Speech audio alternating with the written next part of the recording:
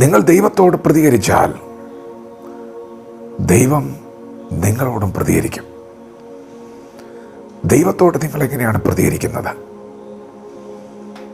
ദൈവത്തിൻ്റെ ദൂതൻ ഗലീലയിലെ നസറത്ത് എന്ന പട്ടണത്തിൽ കന്യകയായ മറിയുടെ അടുക്കൽ വന്ന് പറഞ്ഞു, കൃപ ലഭിച്ചവളെ, നിനക്ക് വന്ദനം. നീ ഗർഭം ധരിച്ചൊരു മകനെ പ്രസവിക്കും. അവൻ അത്യുന്നതൻ്റെ പുത്രൻ എന്ന് വിളിക്കപ്പെടും. നമ്മുടെ കർത്താവായ യേശുവിനെ കുറിച്ചുള്ള പ്രവചനങ്ങൾ ദൈവത്തിൻ്റെ ദൂതനിലൂടെ ദൈവം മറിയോട് അറിയിച്ചപ്പോൾ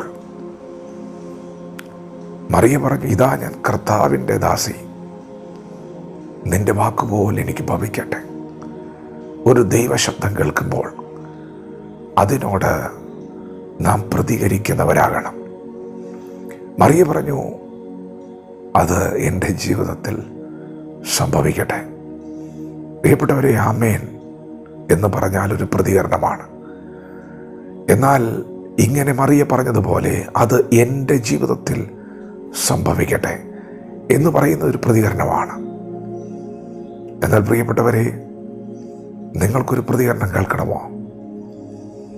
ഹിസ്കിയാവ് എന്ന് പറയുന്ന ഒരു രാജാവ് മരിക്കത്തക്ക രോഗം വന്ന് കിടക്കുകയാണ്.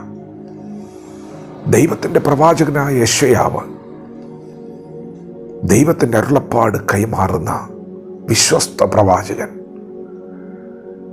ഹിസ്കിയാവിൻ്റെ അടുക്കൽ വന്ന് പറഞ്ഞു, നിന്റെ ഗ്രഹകാര്യം ക്രമത്തിലാക്കുക,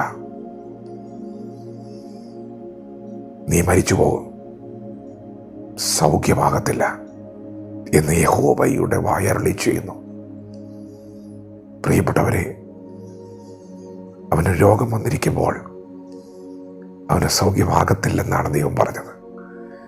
നീ മരിച്ചു പോകുമെന്നാണ് പറഞ്ഞത്. അങ്ങനെ ഒന്ന് ദൈവം മുൻപിൽ കാണുകയാണ്. ഗ്രഹകാര്യം ക്രമത്തിലാക്കാനുണ്ട്.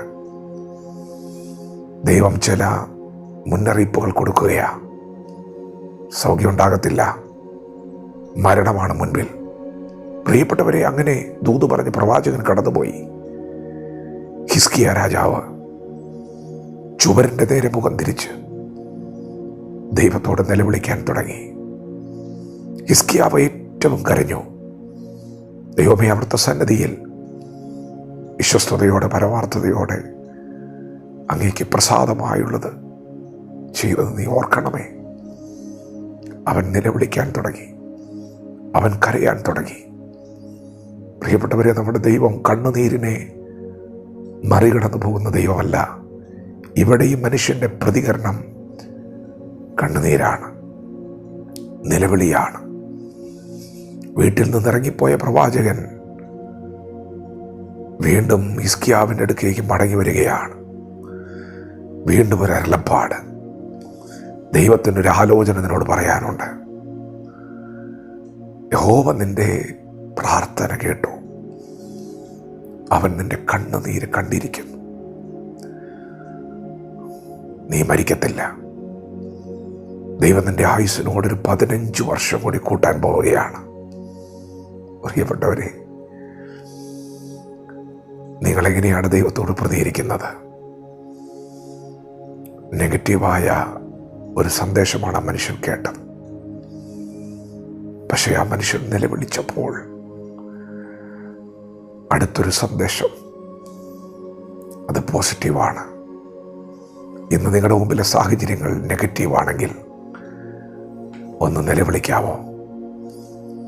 കരയാമോ? ദൈവം അടങ്ങിയിരിക്കത്തില്ല. നിങ്ങൾ പ്രതികരിക്കാൻ തുടങ്ങിയാൽ ദൈവവും പ്രതികരിക്കും. ഹിസ്കിയാവ് പ്രതികരിച്ചത് നിലവിളിച്ചാണ്. അവൻ നിലവിളിയെ മറികടന്ന് പോകില്ല. നീ ഏത് വിഷയത്തിന് നടുവിലാണ് നിലവിളിച്ചത്, അതിന് നടുവിൽ ഒരു ദൈവിക ഇടപെടലുണ്ടാകും. ആയുസ്സിന് നേരെ വന്ന ഒരു വെല്ലുവിളി ആയതുകൊണ്ട് ദൈവത്തിൻ്റെ ഇടപെടൽ അങ്ങനെ തന്നെ ആയിരുന്നു. നിന്റെ ആയുസ്സിനോട് 15 വർഷം ഞാൻ കൂട്ടാൻ പോവുകയാണ്. പ്രിയപ്പെട്ടവരെ, നിങ്ങൾ ദൈവത്തോട് പ്രതികരിക്കൂ. ദൈവം ഇന്ന് പകൽ നിങ്ങളോടും പ്രതികരിക്കും. വചനത്തോട് പ്രതികരിക്കാം. ദൈവം നമ്മെ ഓരോരുത്തരെയും പകൽ അനുഗ്രഹിക്കുമാറാകട്ടെ. ആമേൻ.